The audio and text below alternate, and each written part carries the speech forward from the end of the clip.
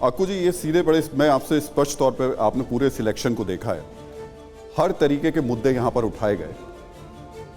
मैं स्पष्ट तौर पे आपसे जानना चाहूंगा कि ये मुद्दे काम कर रहे हैं या एंटी इनकम्बेंसी स्टेट गवर्नमेंट की या बाकी लोगों की नाराजगी या फिर जो कर्नाटक का पैटर्न है वो ज्यादा हावी है? देखिए, जो मुझे लगता है मेन है वो एंटी इनकम्बेंसी काम करने का। जैसे लोग कहते थे कि भ्रष्टाचार का, वो मैंने कहा कि बहुत मुद्दा काम नहीं कर रहा है। लोग कहते थे कि मुंबई खुद बहुत ख़राब है, ऐसा भी नहीं है।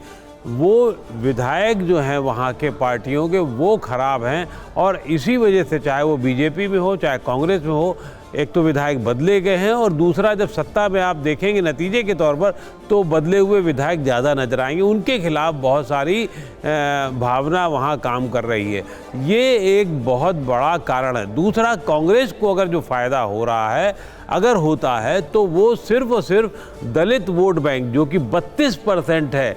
आप ये ध्यान रखिएगा, 32% में अगर 2018 की तुलना में उसको 20% ज़्यादा वोट दलित वोट मिल जा रहा है, तो वो जीत का उनका एक बड़ा कारक होगा। और दूसरा बड़ा कारक मुस्लिम है, जो मुस्लिम वोट बैंक एकदम से उसको ये लगा कि वो कांग्रेस जीतने वाली है, जेडीएस को उधर नहीं गया, बल्कि जो पहले जेडीएस के पास था, क्योंकि जेडीएस का 3% वोट बैंक कम हुआ है, तो वो वोकलिगा का नहीं कम हुआ होगा। वो वहाँ से जो उसका वोट बैंक था, मुस्लिम को जो आता था, वो नहीं हुआ होगा और उधर चला गया होगा जो कांग्रेस के पास है। फैक्टर से हटके एक सवाल पूछता हूँ।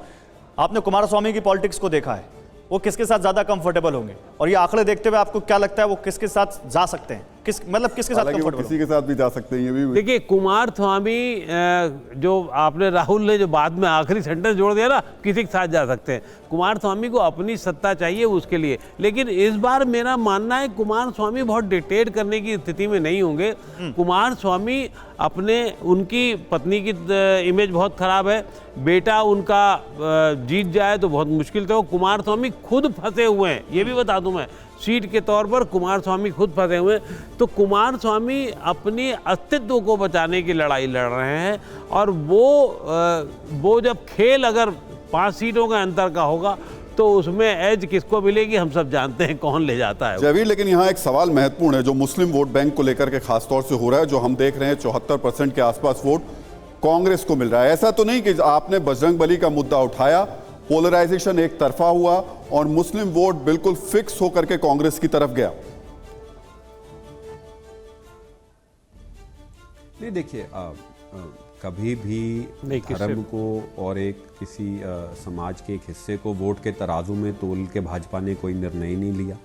चाहे वो आप गुजरात का, मैं आपको छोटा सा उदाहरण देना चाहता हूँ। गुजरात में अभी चुनाव हुआ, 17 मुस्लिम सीटें हैं, 14 से 15 भाजपा जीती और कांग्रेस का वहाँ खाता भी नहीं खुला। अब कर्नाटक की बात कीजिए। कर्नाटक में कांग्रेस ने अपने मैनिफेस्टो से लेके और पहले सरकार में जब रहे सिर्फ तुष्टीकरण की राजनीति की, धर्म के आधार पे आरक्षण दिया। भाजपा चुनाव आते जाते रहेंगे। भाजपा ना तो तुष्टीकरण की राजनीति में विश्वास रखती है, ना धर्म के आधार पे आरक्षण देती है। अब आपके स्क्रीन पे एक दिलचस्प आंकड़ा आ रहा है, लिंगायत और वोकलिगा और ओबीसी वोट बैंक का, जो अधिकतर भाजपा को जाति दिखती है। उसके क्या कारण है? क्योंकि कांग्रेस की तुष्टीकरण की राजनीति ने ठीक है जयवीर, देखिए हमारे पास अब एक और आंकड़ा आ रहा है, और शायद वो आंकड़ा आप लोग देखेंगे तो थोड़ा सा हो सकता है इंटरप्रिटेशन आपका चेंज हो जाए।